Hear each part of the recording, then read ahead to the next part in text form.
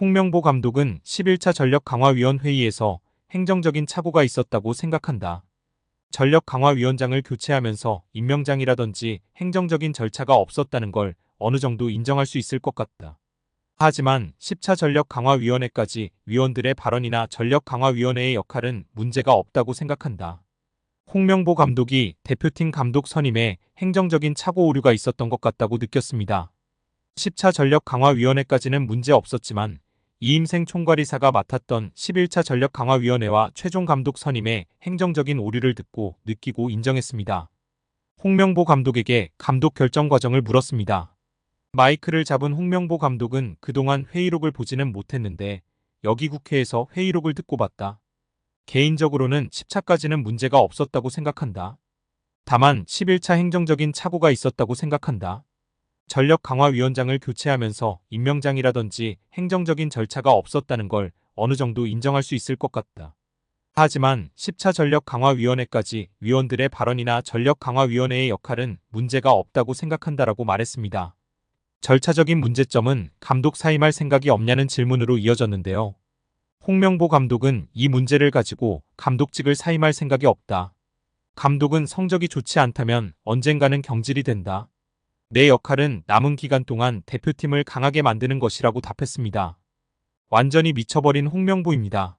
절차상의 문제가 있다고 인정했고 그럼에도 불구하고 절차상의 문제가 있어도 자신은 사임할 생각이 없다고 충격 발언을 했습니다. 정말 답이 없는 홍명보입니다. 2005년 8월 22일 홍명보 당시 대한축구협회 이사는 파주 국가대표 트레이닝 센터에서 시작된 KFA 2급 지도자 강습회에 참가했습니다. 홍명보는 지도자 자격증이 없는 상태였는데요. 지도자를 할 생각이었다면 상급 지도자 자격증부터 따야 했습니다. 상급 지도자 자격증을 따면 유소년이나 초등학교 축구교실에서 지도자 생활을 할 수 있었습니다. 2급 지도자 자격증을 따려면 상급을 따고 2년이 지나야 했습니다. 하지만 홍명보에겐 예외 조항이 적용됐습니다. 협회는 국가대표팀에서 A매치 20경기 이상을 소화하거나 K리그 100경기 이상 출전한 경력자들에 한해서는 상급 지도자 자격증 없이 바로 2급 지도자 자격증을 딸 수 있게 했습니다. 2005년 9월 26일 협회는 딕 아드보카트 한국 축구 대표팀 신인 감독을 보좌할 코치 중 한 명으로 홍명보를 택했습니다. 지도자 자격증이라곤 전무했던 홍명보가 2급 지도자 자격증을 딴 지 3주 만이었습니다. 자격 논란이 불거졌습니다. 2급 지도자 자격증을 보유한 자는 중학교나 고등학교 팀만 지도할 수 있었는데요. 당시 KFA 규정에 따르면 대한축구협회 1급 지도자 자격증이나 아시아축구연맹 A급 지도자 자격증을 취득한 자만 대표팀 지도자로 일할 수 있었습니다.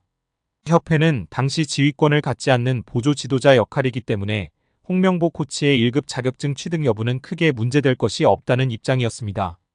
지도자 경력이라곤 지도자 수업 3주뿐이었던 홍명보는 국가대표팀 코칭 스태프에 합류한 역사적인 사건이었습니다.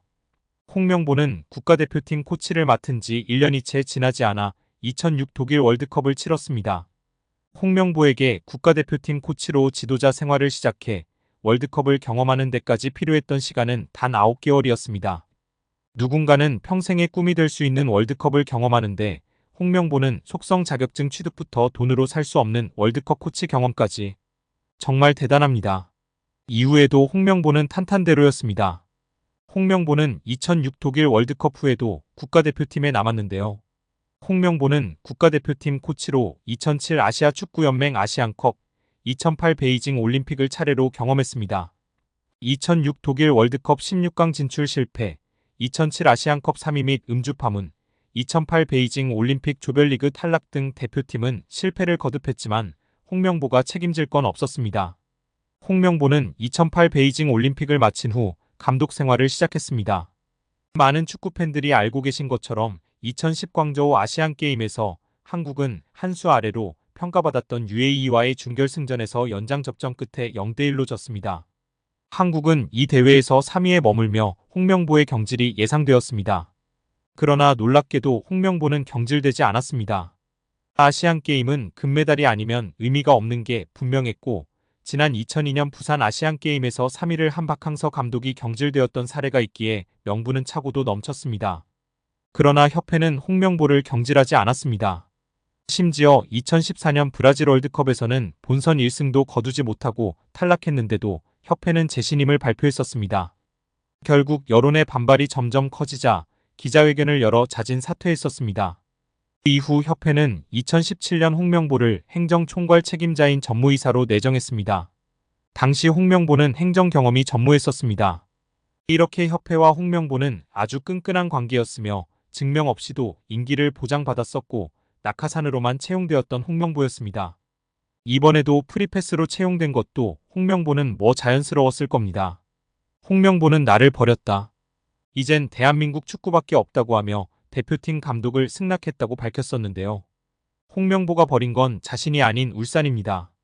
울산은 3년 재계약을 맺은 지 1년도 지나지 않은 감독을 협회에 내어주면서 상처만 남겼습니다. 홍명보는 대표팀 감독으로 실력은 물론이거니와 도의 신의를 저버리는 인성도 문제가 있는 감독입니다. 속히 선임 취소 혹은 자진 사퇴만이 답입니다. 한국 축구에서 학명으로 가장 두드러진 인물이 바로 지금 이 시끄러운 와중에 축구 대표팀 감독을 맡은 홍명보 감독입니다. 박종환 감독이 대표팀을 이끌던 1995년 한국팀은 코리아컵 준결승전에서 예선에서 쉽게 승리했던 잠비아에 패했습니다. 그런데 이 경기 전날 박 감독의 억압적이고 비인격적 훈련에 불만을 품고 있던 홍명보, 황선홍 등 주전 선수들이 경기 전날 술집에서 대취할 정도로 술을 마신 사실이 언론에 보도가 돼 난리가 났습니다. 그래서 홍명보 선수 등은 징계 위기에 처했는데 이들은 그 제보자로 박 감독을 꼽았고 언젠가 안 갚음하리라 맹세했다고 합니다. 다음해 아시안컵 8강대 이란전에서 한국은 6대2로 참패하였습니다. 유례를 찾기 힘든 처참한 패배입니다. 특히 전반에 2대1로 앞서고 있었는데 휴식 시간 라커룸에서 무슨 일이 있었는지 후반에만 연속으로 5골을 먹은 것입니다. 당사자들은 부인하지만 이 사건은 축구계뿐 아니라 축구팬들도 의혹을 거두지 않고 있습니다. 박 감독은 결국 감독에서 물러났고 당시를 회상하며 자살까지도 생각했을 만큼 개인적으로도 충격이 컸다고 했습니다.